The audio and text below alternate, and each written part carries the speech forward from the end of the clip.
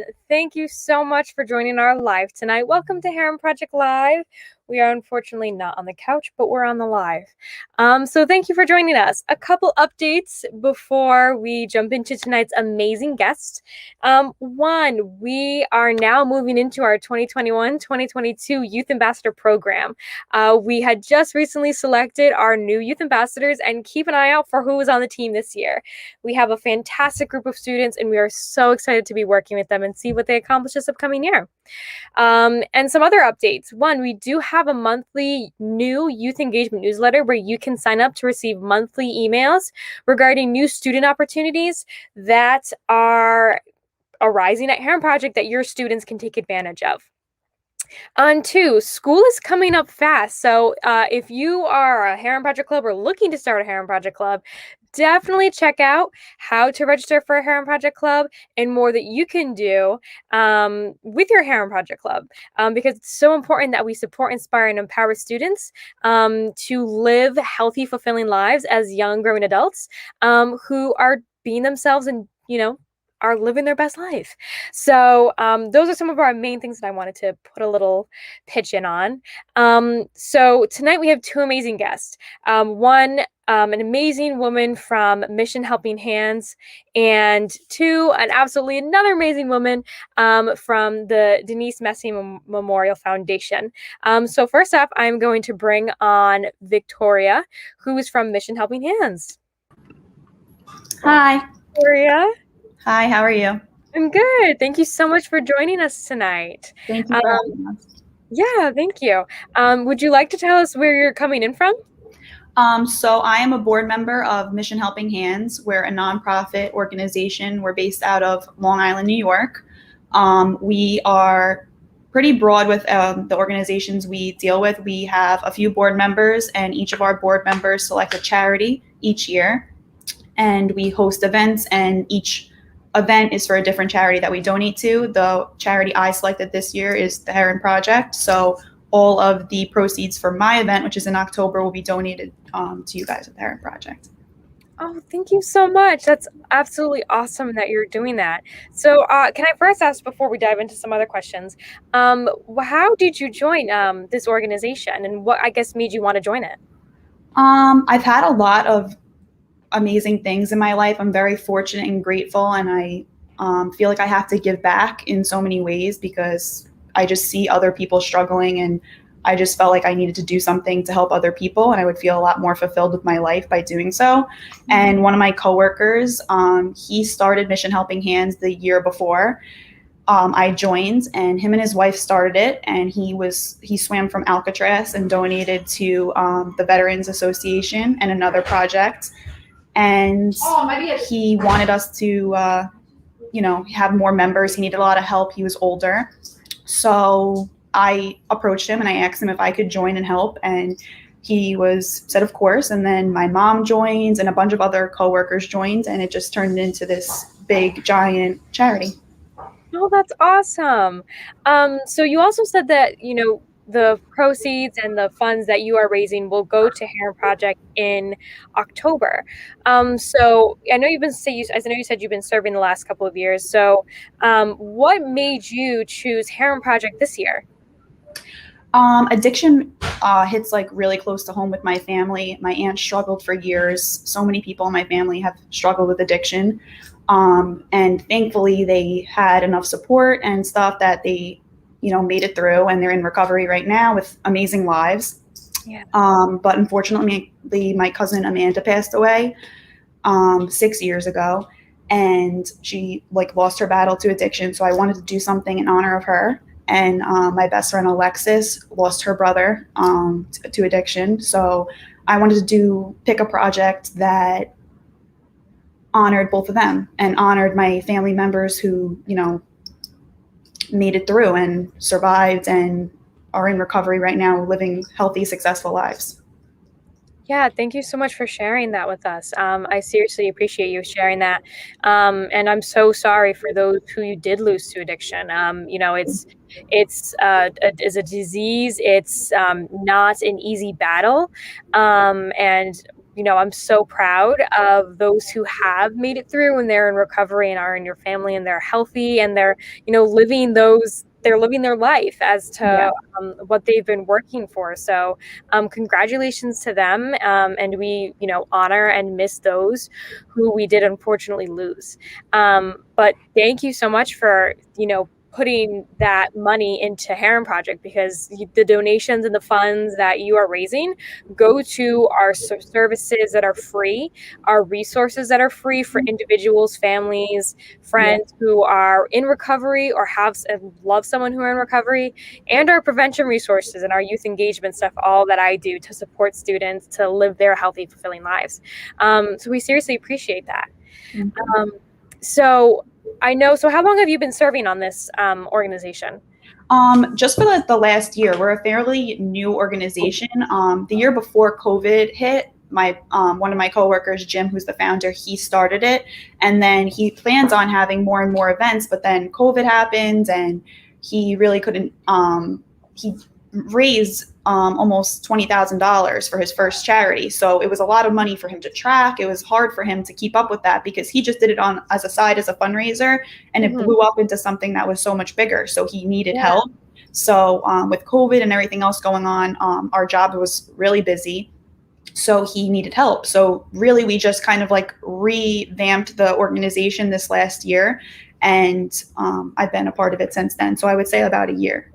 That's awesome. So what other organizations have you guys, I guess, donated to in the past year? So his first organization, they donated his first event. They donated to the Veterans Association, which we are again donating to them in September. We have a brewery tour that we're doing, and all of the proceeds are going to go to the Veterans Association. He also donated to a foundation called the Hans Foundation, and it's in honor of three young girls who passed away in a car accident from a drunk driver. And basically their parents started a foundation where it's more of like a women empowerment, children, like young girl empowerment, girls who are in like foster care that don't have like clothes and stuff like that. They donate it to all young girls in honor of their daughters. So we actually just had he donated to them their first year and the Veterans Association. And now in June, we had a 24-hour run. And all the proceeds went again to the Hans Foundation. And then we split it with an organization called The Retreat, which is for women who suffer from domestic violence and their children. So it's basically like an outreach center where the children and women stay, and they support them, donate money to them. And we split the proceeds for them from the 24-hour run to both of them. And we raised $10,000 for them. Wow, that's awesome.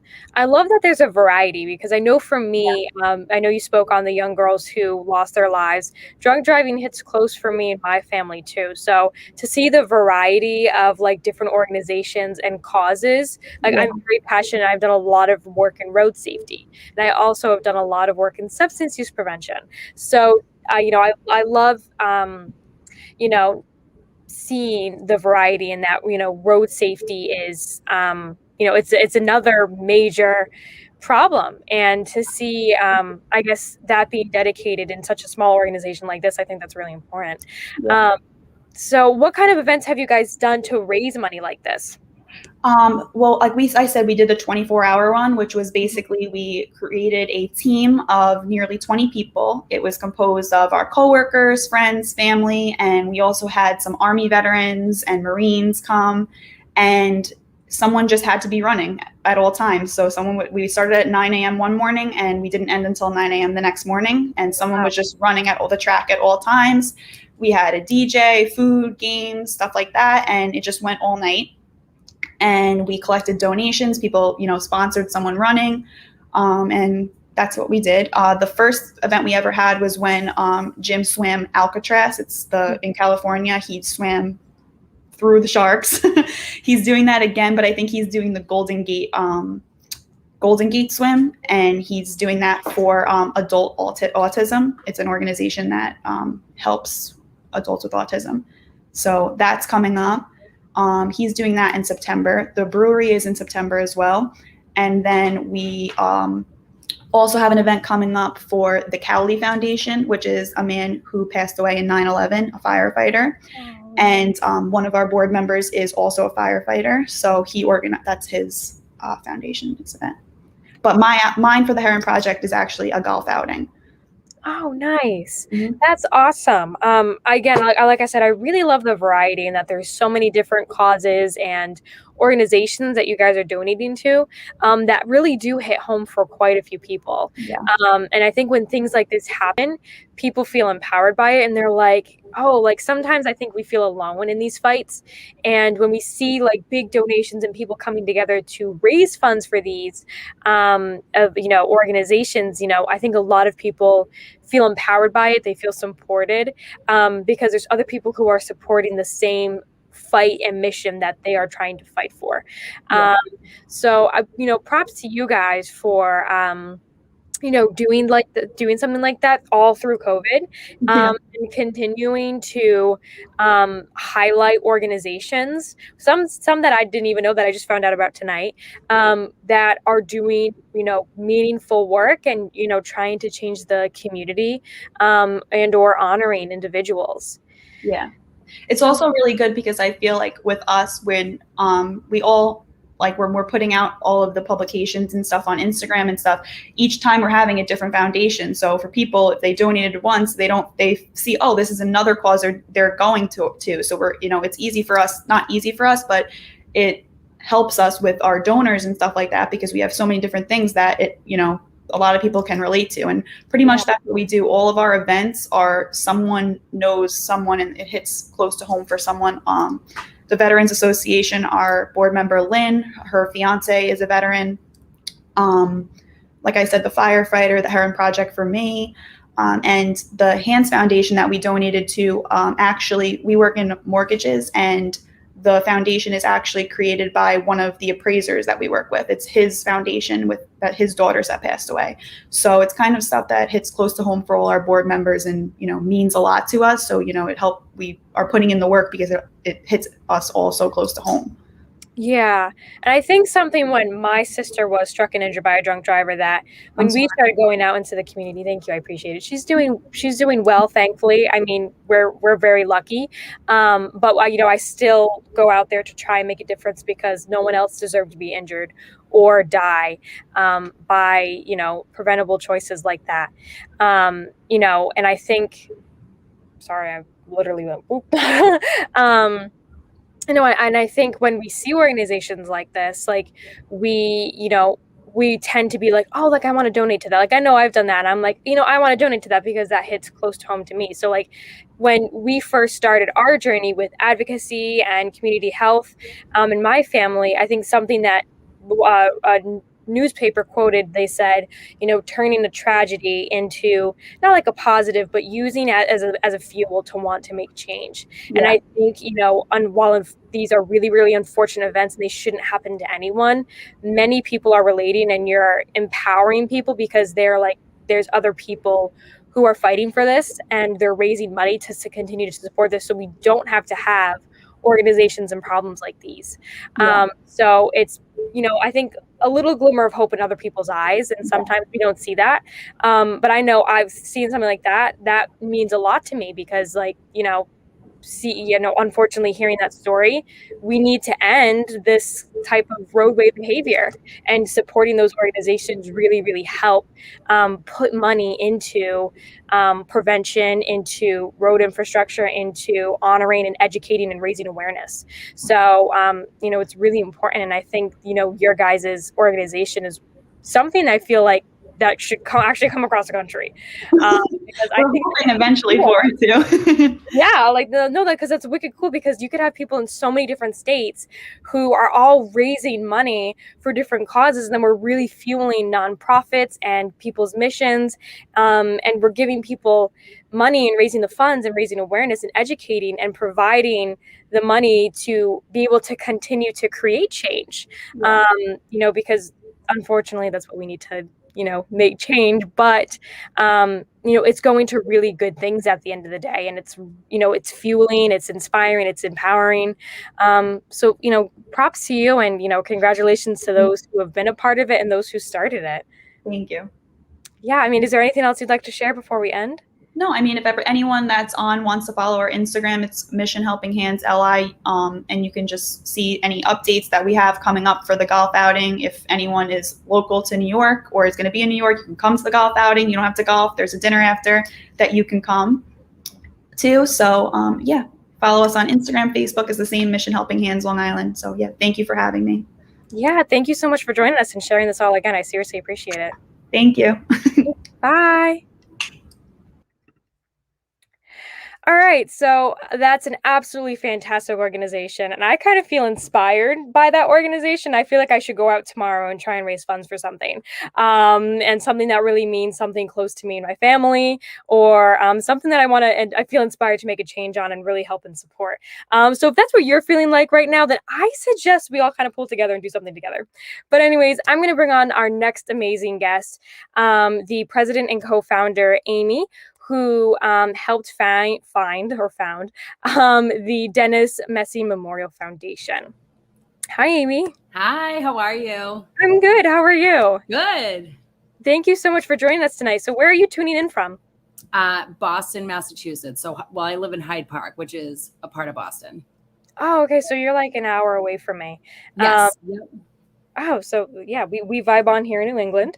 So thank you for coming on with us tonight. Would you like to tell us a little bit about yourself?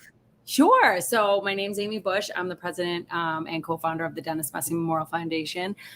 We have a two-pronged focus. So one of the things we do is we raise money and help people get scholarship to 12-step based treatment or sober living. And then the other thing we do is we help the kids left behind. So if a child has lost a parent to overdose or has one in active addiction, the guardian of that child can apply to us for any kind of funds, whether it be school supplies, hockey equipment.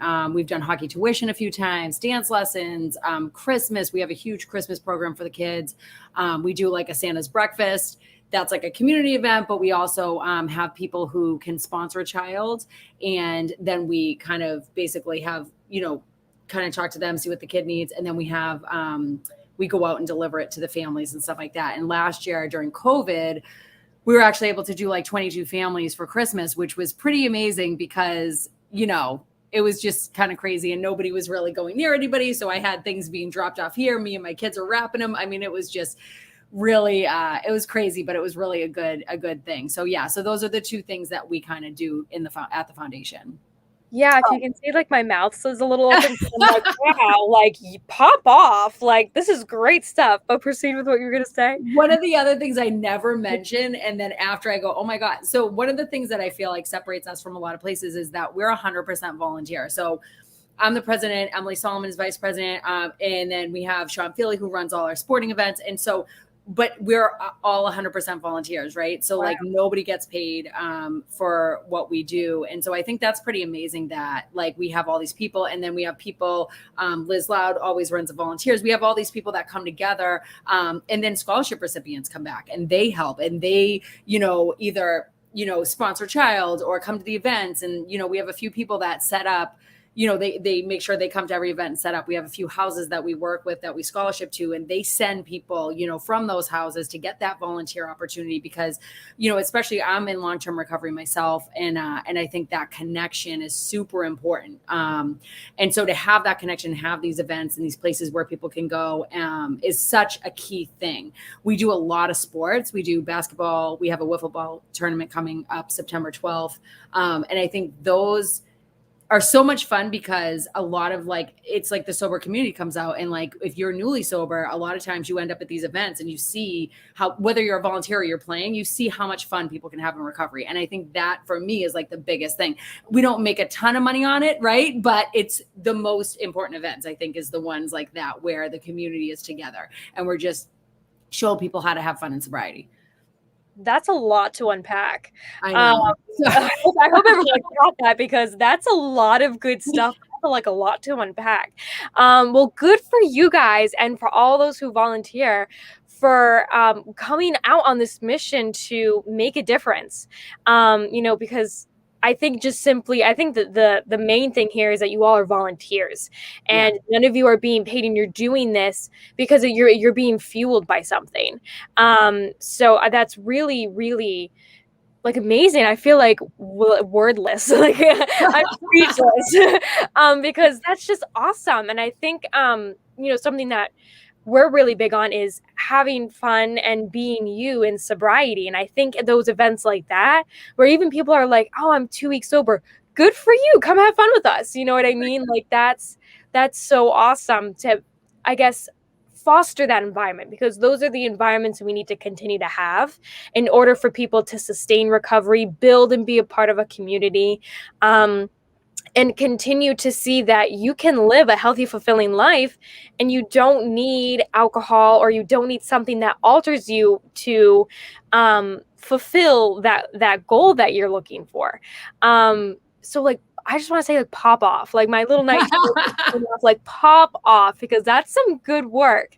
Do you have students who volunteer, or are you is it all like 18 and older? So sometimes we actually, a couple of years ago, so I went to Fonfon Academy in Milton. I graduated from there, and I had reached out to them for one of the basketball tournaments, and they sent, because they have a really good basketball team over there. Yeah. So they sent a bunch of girls there, and they did that for one of their volunteer opportunities, was to come to us. So I have to reach back, because with COVID, of course, all our events were virtual and everything was kind of shut down. So we were just getting creative with it.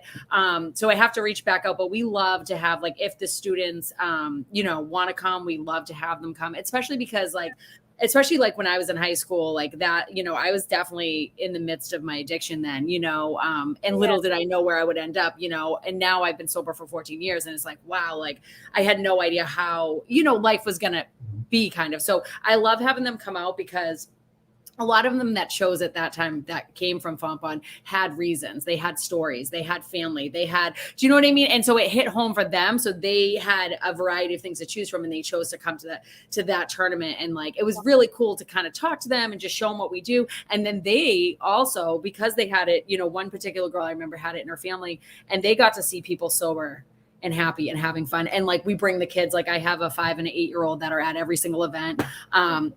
There's a bunch of kids that, so they come, they're growing up volunteering, they don't get it yet, but they know, like, oh, we raise money and we help people. Like, that's what they know, they know that we do a Christmas program for kids that need help. And so I think sometimes we underestimate that kids, they piece it together. I have really younger siblings, and my mom has always been really integral in talking about mental health and, some of the stuff that I do, that they're like, Izzy, what are you doing? And they get it. And they're 6, they're 8, they're 9. And they've been watching me, my mom, do this stuff for years. And they've been able to piece it together. So they get it in some capacity, and you're making an impact on them.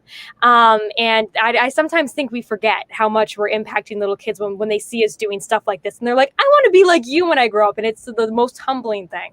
Yeah, the best is when they say, I want to be the president of DMMF when I get older. And I always say, you realize you need a job too, right?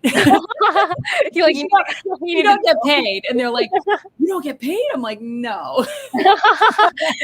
It's still so humbling at the end of the day, because my little sister's always like, Izzy, I want to go into public health like you. And I'm like, you're the sweetest little thing. You know what I mean? Awesome. Yeah, absolutely. But I also want to say congratulations to you being in recovery. That's absolutely, awesome for you. And I think continuing to foster this environment for other people is really important. And I'm really, it's great to see such an organization that has multiple dynamics to it. Like, there's so many different areas that are helping a variety of areas. So you're kind of working correspondingly with things that need attention. So fostering an environment for those who are in recovery, but also helping the children and the families who are struggling or who have lost someone to addiction, or children that's unfortunately witnessing their parent who might be struggling with their addiction. Right. Like, that's all important at the end of the day. Like, and they both somehow go hand in hand. And sometimes we don't realize it, or we don't talk about it enough. But not only are you breaking the stigma, but you're also continuing to foster those environments we need. So again, props to you for that. Thank you. I think the kids thing is really, I feel like I don't know if a lot of people know, but I know at Christmas time, we do get a lot of applications, and a lot of them are the same, similar, like people repeated over that have got help from us before. But I really just like encourage people to reach out to us and apply online, dmmfboston.org, if you need help or know a family that needs help, right? Because the biggest thing for us too is like letting the kids be kids, even though, so say like, you know, if you have children that you're taking care of that you didn't realize you were going to have to take care of, right? Because somebody was lost to addiction or active or whatever, and you don't have money for them to do that extra thing they want to do or whatever. It's so important, I think, that kids can thrive in those extracurricular activities. You know what I mean? Whether it's dance or hockey or, making friends. Right. And like just have that outlet, you know? And so that to me is we have 2 boys that we always help with their hockey. And I think one of the things their guardian always says is that like, that's like what is such a big piece of them. And like, do you know what I mean? For her not to be able to afford it, it's like, it's awesome that we get to kind of fill that kind of piece for them. And then hopefully, you know, like, we always hope, obviously, if they have somebody that's in active addiction, that they do get help. We're a resource for that as well. I talk to a lot of parents about just different resources that they can use, stuff like that. I'm currently working back in recovery as well. So I'm the alumni coordinator for Haven, New England, a new detox res that just opened up in Worcester, Mass.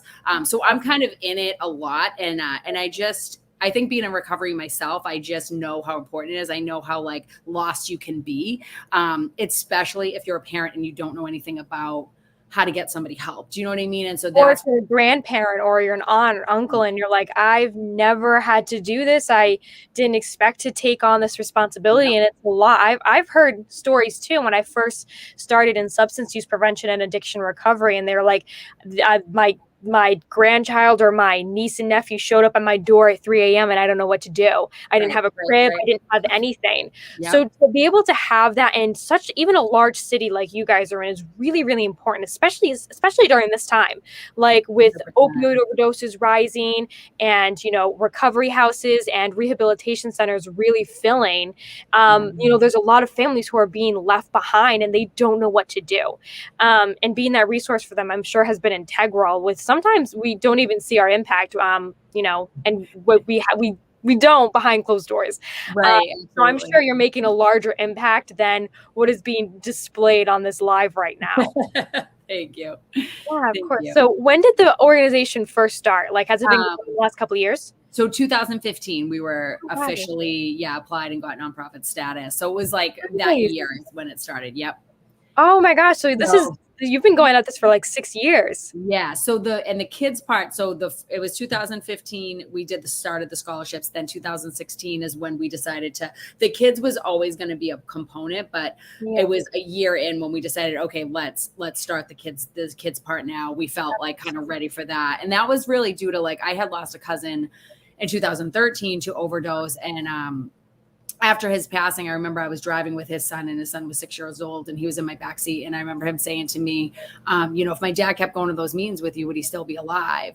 And my heart just shattered for this kid. You know what I mean? And I remember talking to him and talking to his mom, and like, you know, luckily his mom, like they can afford for him to do stuff, and they don't need that kind of help. But I remember thinking like, what about these other kids, you know? And so that's kind of when we decided to do the kids component. And eventually the goal for the kids is I would love to have a place where whether it's a center or a camp or somewhere, that they can go and be together and have that common thing and really grow together. And like, you know, it's kind of a work in progress. And like I said, it's all volunteer. So it's really, but that's kind of in my mind where I want to go with the kids is to give them a place, you know, that they can kind of connect in a way where other kids will understand like nobody else. Because I want them to know, you know, it's not your fault. And then it also gives them that chance too, when they come to our events and stuff, like they get to see people in sober living. They get to see people that are, you know, sober in the community and that kind of thing. And I think it's just like kind of a cool correlation when you really think about it, when they get old enough to see it. Yeah, no, that's a fantastic vision. And I think we forget that sometimes when you have programs like this, you're fueling and providing kids an area to cope. Like when kids say like, oh, like hockey's like a big part of my life. Like I can bet you if you ask them how they cope, they're like, I go to the ring and I'll shoot a couple pucks. And that's how I deal with stress sometimes, to just get things off my mind. Or if I'm going through a hard life event, like that's how I cope. And that's really important because we need to provide kids those outlets. And sometimes kids don't have access to arts and education, Right. or like, say hockey or to a sport that's just a little bit out of a parent's reach. And they're like, I can't unfortunately afford that. And I think, there's just, we need more of that in the world, if that makes sense. So yeah, I mean, my last question before we end for the night, how many volunteers are a part of this nonprofit? So it depends a lot. I Okay, a lot. Number, but every event, so like I said, a lot of the houses that we work with, like Rockland Recovery, Brook, How House, like there's a lot of houses that we do work with that they'll text me and say, we're going to send 8 volunteers. We're going to send 10 volunteers. We're going to, you know what I mean? And like, so it's really kind of cool that we have these people that are around that they see the importance of it, but also the people in their houses, they'll say like, oh, today you're going to go volunteer at DMMF, and they come and they get to see kind of what we're doing, what we're about, and then they get to be a part of it, and I think, and I've seen a lot of those people. So Emily, the vice president, one of my best friends, that's how we met. She came to DMMF's very first event, the wiffle ball tournament, and she was in a house volunteering. And then she showed up at my house for like the next meeting. There was only 5 of us meeting. And now her and I run the whole thing. So, I mean, it just goes to show that like, it's like you come to volunteer at something and you go, wow, like this is really cool. And then you start to get involved. And now it's literally like her and I kind of run the whole thing together. And now you make, you make lifelong friends, and it's pretty cool. And you're making lifelong connections, and you're impacting people, and you're fostering really, really important environments that we need. So again, well, 1, congratulations, and 2, props to you and good for you for this kind of organization. And like I said, what I was saying with Victoria is, unfortunately, like sometimes we take tragic events and we turn them into, I guess, a positive, if that makes sense. Yeah. Like, we're taking things and we're connecting people, and we're fostering an environment where there's connections happening, there's positivity, and people are seeing people in sober living, and they're having fun. And it shows people that 1, recovery is possible. Right. 2, that there's, I guess, that I'm not alone. You know what I mean? Because sometimes we feel alone during these battles, and we're like, oh my gosh, like I feel like I'm the only person. And then you have this community, you have connections, and you're fostering really, really important environments. So, again, it's amazing work. And I think even us here at Herren Project, we appreciate that kind of work being done, because we're all trying to move the needle on addiction at the end of the day. 100%. And we're all trying to work to the same end goal. And if we can work together to do that through different parts of the world and the country, then we're doing something right. And that's most important. And we work with Herren Project too. Kevin is a friend, and he always will, always answer my calls, and you know what I mean? So Herren has just been like, you guys are definitely one of my favorites. They played in the basketball tournament this year as well, which was really fun to have them. And and the basketball tournament was our first event back. So we had, everybody was there, and it was just like one of those things where it was like, wow, like, especially going through COVID, seeing everybody out there playing, and their kids were there, and, it was just like such a good feeling. Yeah. And now we're going to have our wiffle ball event, like I said, on September 12th. So we'll all be in Quincy doing that. And it's just nice to come together as a community. And like, even if you don't play, just coming by to hang out or whatever, it's just fostering that really important environment. You have people, you're vibing, you're living life, and you're just having fun and being you, which is something, again, we preach continuously. I love it. And that we continue to foster. And people like you are continuing to help us live up to that and continuing to foster it.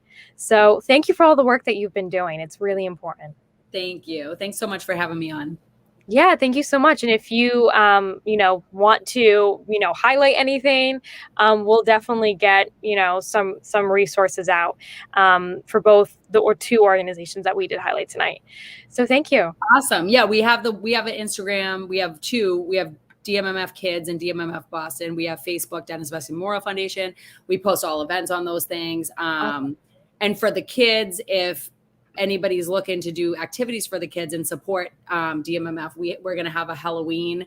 We have a trick-or-treat Halloween event in Hyde Park, October 16th, I believe. And then we're also going to have a Santa. We don't know. It's usually breakfast with Santa, but depending on COVID, we'll have some kind of Christmas Santa thing in December.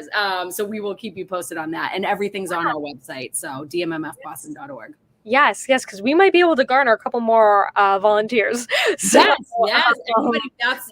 There's definitely a volunteer thing on the website. You can shoot us an email, get involved. I mean, just come down, come down and have fun and learn to just see people having fun in sobriety, Yeah.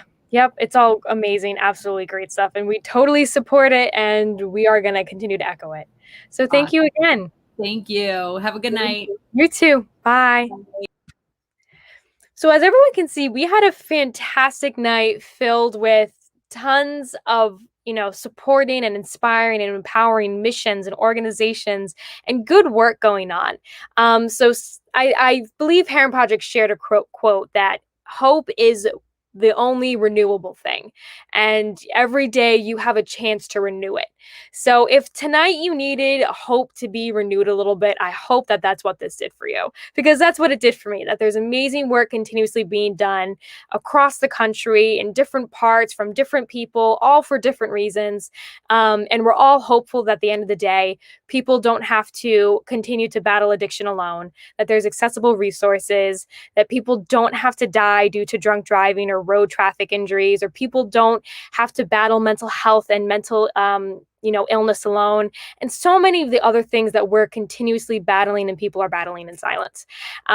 So again, I hope you all enjoyed this, and tune in next week for more amazing guests and highlights. So thank you, everyone, and we will see you next week. Bye.